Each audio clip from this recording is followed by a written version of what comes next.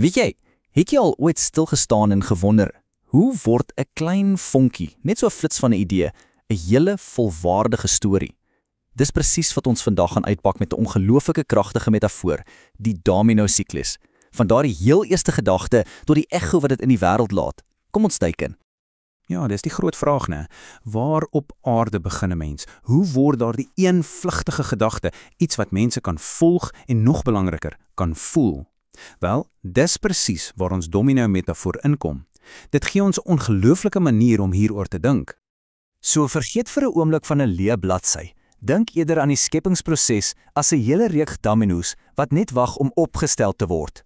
Hierdie domino-siklus help ons verstaan hoe een element logies na die volgende een lei en hoe alles op die ou end 'n perfekte, volledige sirkel vorm. Goed, so waar begin ons? By die begin, natuurlik.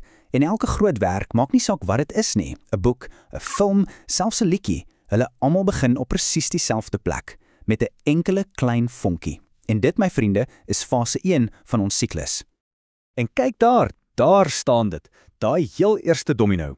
Dood alleen, maar regop, en jy kan die potensiaal sommer voel. Dis jou kernidee, jou sentrale vraag, die aanvanklike inspirasie. Ons kan dit die kop van die boek noem.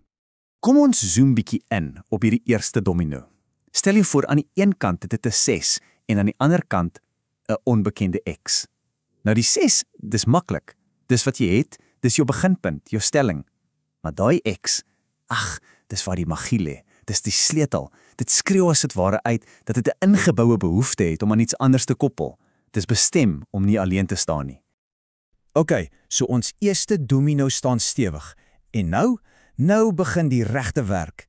Nou moet ons daai enkele vonk vat en 'n ketting begin bou, stukkie vir stukkie.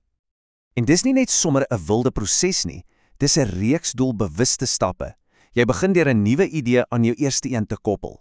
Dan, domino na domino, brei jy die storie uit. Elkeen is 'n nuwe hoofstuk, 'n nuwe karakter of 'n nuwe plotpunt. En dan, op 'n punt, bereik jy die kritiese oomblik waar jy kan sien, OK, die storie begin nou regtig vorm aanneem. Maar, en dis belangrik, die goue reël hier is logika. Elke nuwe domino moet natuurlik by die vorige een pas. Jy weet, die einde van die een gedagte word die begin van die volgende. En dis presies hoe jy daai onbreekbare ketting van oorsaak en gevolg skep wat 'n leser van begin tot einde geboei hou.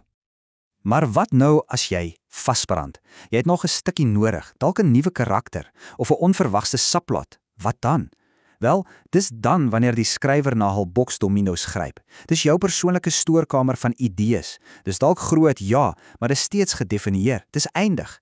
Jy kies versigtig 'n nuwe stuk en integreer dit naadloos in die ketting wat jy bou. Goed, so tot nou toe het ons basies 'n reguit lyn gebou.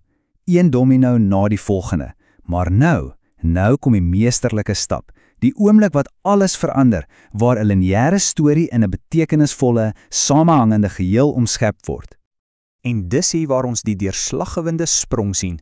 Kyk, 'n eenvoudige storie, ja, hy kan van begin tot einde loop, klaar. Maar 'n werklik kragtige storie, dis iets anders. Dis siklies. Dis wanneer die skepper doelbewus besluit, ek gaan hierdie einde terugbuig om die begin te ontmoet.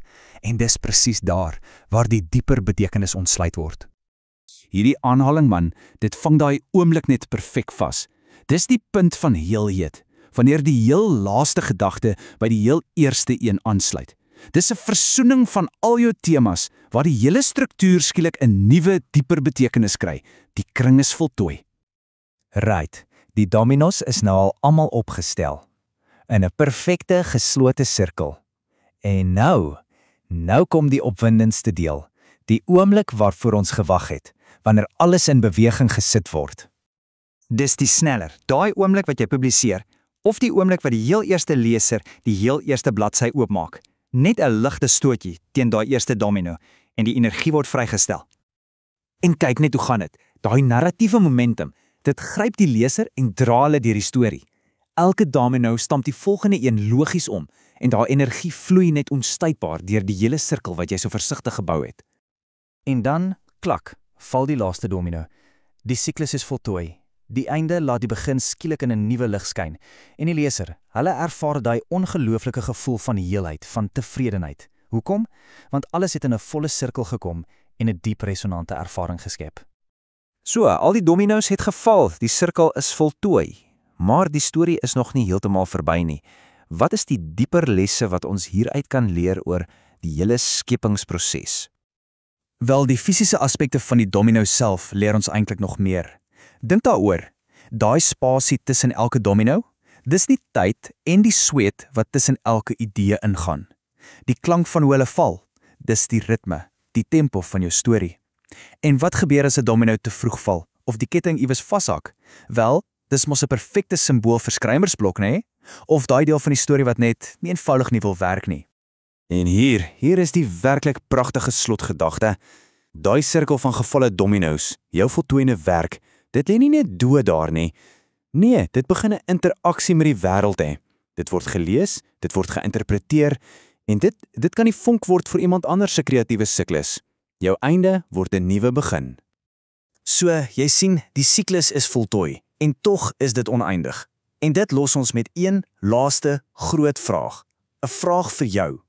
As jy nou kyk na al jou eie idees wat wag om vertel te word, wat sal daai enkele deurslaggewende heel eerste domino wees wat jy gaan neersit?